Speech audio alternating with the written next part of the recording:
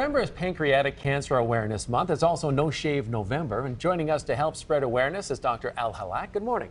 Good morning. Thanks a lot for coming in this morning. So you specialize in gastrointestinal cancers and pancreatic cancers. How prominent are those in men? Are they one of the leading ones?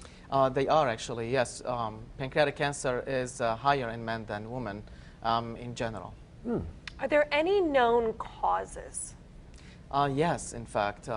Smoking, tobacco, and heavy alcohol use have been really the leading causes of pancreatic cancer. Genetics, 5 to 7% of pancreatic cancer is related to a gene you inherited from your father or mother that during your living time with environmental exposure, it actually leads to pancreatic cancer.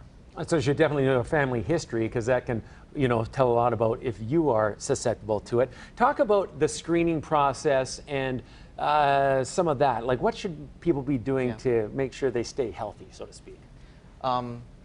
So this is a very sensitive topic, talking about screening for pancreatic cancer. I know so many of my patients now talk about it, going backward, thinking about their symptoms before. There is no really approved screening test or procedure for pancreatic cancer. Unfortunately, it's more of a silent kind of disease until you have symptoms. However, so many patients that have symptoms before that they sort of ignored, went to their primary care, were told they have IBS like abdominal pain or bloating sensation after food. Don't ignore those symptoms. They could be a pancreatic cancer. I'm not saying every abdominal pain is pancreatic cancer, but you should not have abdominal pain and you just sit on it and say it's irritable bowel syndrome. So bloating after eating, that's a very important sign because your pancreas job is to digest food. So if you feel like bloated after eating, that's not normal. Maybe your pancreas is not doing the job right. Of course, going forward with the disease, you may experience fatigue, you may experience light colored stools, jaundice, which is yellowing of the eyes, as I say, fatigue or tiredness, weight loss happen late usually. It could happen early if that's just because you're not digesting your food well. But those one of those symptoms that really you need to check yourself out. Of course, not wait until you have a jaundice. Yeah. You talked so much about the genetic component of this and some of the symptoms to look out for. Let's also talk about treatment options because it sounds like you're at the forefront of some new technology. You are correct, yes. We at Karmanos leading the, in Michigan, leading the clinical trials in pancreatic cancer. We have recently actually last year part of a clinical trial for a first-line treatment for pancreatic cancer.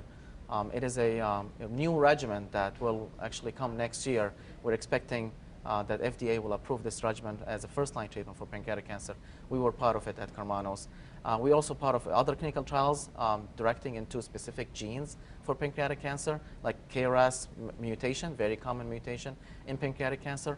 Other actually gene infusions in pancreatic cancer that are very interesting. We are part of the trials and we are seeing some results that are actually promising for the future. So we're very excited about it and it's going to come in the future pretty soon and we'll hear more about it. Yeah, well, that's very exciting indeed. Now, currently, if you are diagnosed with pancreatic cancer, what are the rates of recovery? So it depends, of course, on the stage. So if you are diagnosed with what we call a local or locally advanced pancreatic cancer, different than having a stage 4 pancreatic cancer. So if you are, and that's why the awareness is important, is to know your symptoms and get diagnosed as early as possible, because that will improve your chance of cure to about 35 to 40% chance. Versus if you just ignore your symptoms and you come to the doctor with the stage 4, of course, then the chance of you curing that cancer is very small. Not saying it's impossible, but it is actually, and I've seen it in my clinic. And in fact, yesterday I've seen one of my patients who was 12 years, stage 4 beginning, with a stage 4 pancreatic cancer, 12 years now, free of cancer, completely. That's fantastic. He's actually coming almost every day to the clinic to volunteer and help other patients in the infusion center. He's giving back. Yeah, let's touch on that. How rewarding is it for you? This diagnosis can be the worst day of someone's life, their loved ones' lives. To be able to provide care, to be able to give people hope and the symptoms to look out for, how personal is that to you? It is very personal. It is very personal. So seeing the patients when they walk into the door, very symptomatic, with pain in their abdomen, fearing the diagnosis. So that first visit is usually the longest visit I have because I have to touch up on many aspects of their cancer, the pancreatic insufficiency, the symptoms, how to control their pain. And then after I start them on a treatment, of course, once I have a treatment plan for them, we started them on treatment, the next visit is very rewarding because they start to feel the improvement. Like yesterday, a young guy who's unfortunately 38 with pancreatic cancer. He's coming for his second session of treatment. He did first session. He's coming telling me that, Doc, I stopped using my pain medicine.